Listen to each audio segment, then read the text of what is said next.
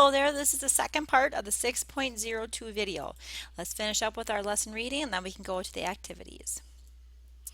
New order in the court. This is going to be about the new female Supreme Court Justice, the first one, Sandra Day O'Connor. And from the picture, Sandra Day O'Connor, the first woman Supreme Court Justice, is sworn in by Chief Justice Warren Burger. New order in the court. In the 1950s and 60s, many conservatives were unhappy with the Supreme Court under Chief Justice Earl Warren. They charged that the Warren Court sought to promote a liberal agenda through its rulings. Upon Earl Warren's retirement, President Nixon appointed a new Chief Justice, Warren Burger. Burger and other Nixon-appointed justices did not shift the court as far to the right as many conservatives had anticipated. For example, Burger voted with the majority in the Roe v. Wade ruling. During Ronald Reagan's 2 terms in office, he appointed 3 new justices to the Supreme Court, including the first female Supreme Court Justice, Sandra Day O'Connor, in 1981. The religious right opposed the appointment of O'Connor because she would refuse to take a firm stand against Roe v. Wade. As a justice, O'Connor proved to be a moderate. In Supreme Court rulings, she sometimes acted as an important swing vote, occasionally siding with her liberal colleagues, occasionally siding with her conservatives, and sometimes making the critical difference in close decisions. In 1986, when Warren Burger retired, Reagan tapped the most conservative associate justice on the court, William Rehnquist, to become Chief Justice.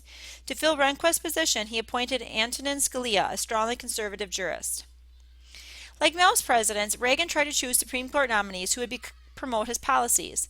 In 1987, however, when he nominated Robert Bork, Democrats dug in their heels.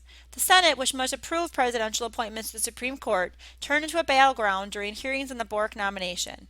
Senator Ted Kennedy of Massachusetts claimed that the President Reagan must not be allowed to impose his reactionary vision of the Constitution on the Supreme Court and the next generation of Americans.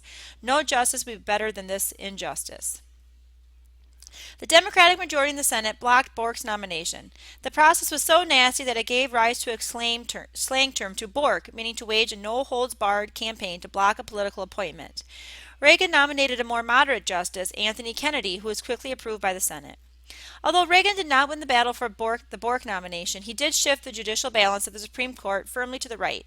That shift would go even further when Reagan's successor in the White House, George H.W. Bush, in 1991, appointed the conservative Clarence Thomas, who took the bench after a bitterly divided Senate hearings.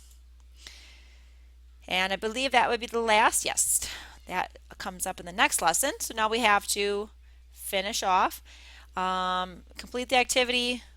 Oyez, oyez. This is how you pronounce it.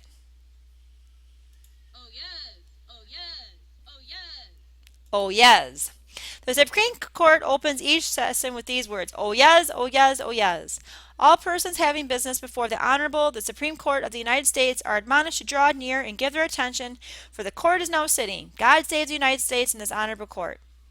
The Supreme Court is the highest judicial body in the United States. Once on the court, justices serve until death, retirement, resignation, or conviction upon impeachment, although no justice to date has been removed through the impeachment process. Public criers of medieval times proclaimed, oh yes, oh yes, oh yes, hear ye, hear ye, hear ye, to get people's attention. The U.S. Supreme Court crier still uses the phrase to begin each session. So that's the background with that. The first woman Supreme Court Justice. So the Supreme Court is made up of 9 members, 1 Chief Justice and 8 Associate Justices, who are nominated by the President and confirmed by the majority of the vote of the Senate. Until 1981, no woman had been a member of the Supreme Court. That changed when Ronald Reagan appointed Sandra Day O'Connor, who received unanimous confirmation as a Supreme Court Justice. O'Connor served until retirement in 2006. O'Connor is best known for carefully considering each case on its own legal merits without bringing any clearly defined political agenda to her role. In other words, she was neither conservative nor liberal, but a moderate. Other firsts in Supreme Court history. Other Supreme Court firsts include the following: 1935, Roger Taney, the first Catholic justice; 1916, Louis Brandeis, the first Jewish justice; 1967, Thurgood Marshall, the first African American justice; and 1986, Antonin Scalia, the first Italian American justice. A second woman, Ruth Bader Ginsburg, was appointed in 1993. What makes a good justice? What do presidents look for when they choose a nominee to the court? The Constitution does not stipulate any qualifications, but every justice on the court has been a lawyer, and in recent decades they have also been federal judges. Most presidents have nominated justices whom they believe will support their political philosophy, but once on the court, justices are completely independent to follow their own conscience in interpreting the Constitution. Reagan nominated 3 justices who were subsequently approved by the Senate and took their place on the court: Sandra Day O'Connor, Antonin Scalia, and Anthony Kennedy.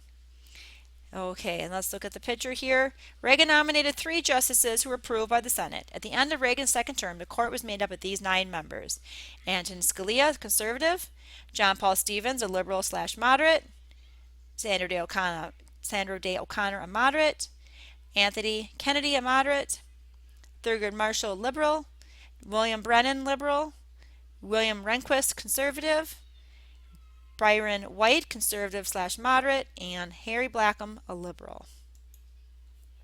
Sandra Day O'Connor grew up on an isolated cattle ranch in West Texas. What was her path from the Texas prairie to the most powerful court in the country?